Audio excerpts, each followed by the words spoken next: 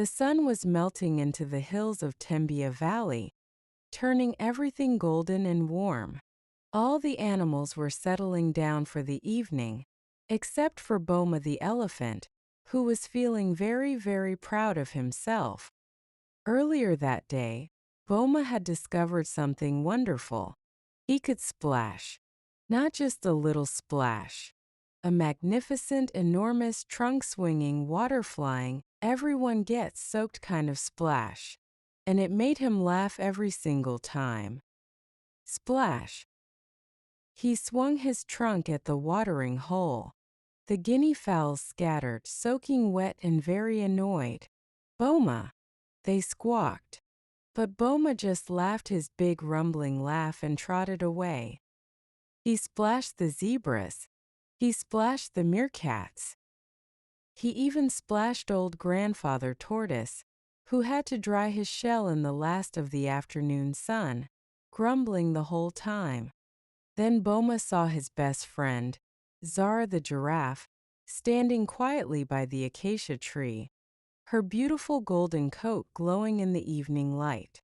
Oh, wouldn't that be funny, thought Boma. Splash! The water hit Zara like a cold wave. She gasped. She stumbled. And the special red flower she had been holding gently in her mouth, the one she had spent all afternoon searching for, the one she was saving to give to her sick grandmother, fell into the mud and broke apart. Zara stared at it. The whole valley went quiet. Boma's smile disappeared. He started. But Zara just looked at him with her big, soft eyes. She didn't shout. She didn't splash back. She simply turned and walked away. And somehow that was worse than anything she could have said. Boma stood alone at the watering hole. The guinea fowls had gone. The meerkats had gone. Even the fireflies seemed to be avoiding him tonight. He looked at the broken flower in the mud. I was just having fun, he thought. But then he thought about Zara's face. Fun for who? Whispered something inside him. Boma sat down heavily. He thought about all the splashing he'd done that day. He'd thought it was funny, but had he ever stopped to ask, did they think it was funny too?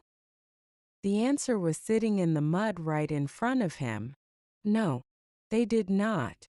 Boma felt something uncomfortable in his big chest. Not sickness, not hunger, guilt. It is the feeling, children, that tells you quietly but firmly that you need to make something right. Boma got up. He walked to the edge of the valley where the night flowers grew. He searched carefully until he found the most perfect one, bright red, 5 petals, just like the one he had destroyed. Then he walked to Zara's tree. She was lying down, her long neck curved, pretending to sleep, but her ears were moving. She was listening. Zara, I brought you a new flower. For your grandmother. One large eye opened. Boma, do you know why I'm upset? It's not just the flower. Boma's ears drooped. 'Cause I didn't think about you. I was only thinking about me. Saying sorry is easy, but understanding why, that's the hard part. And you did the hard part. She reached out and took the flower gently. Thank you. And next time you want to splash something, ask first. Boma smiled. A much smaller, much humbler smile than the ones he'd been wearing all day. I will, he said. Promise.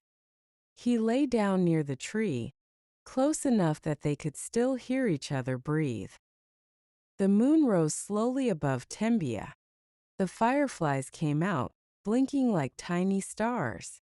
And Boma, for the first time all day, felt truly, completely, peacefully settled. Because there is no sleep quite as sweet as the sleep that comes after you have made something right.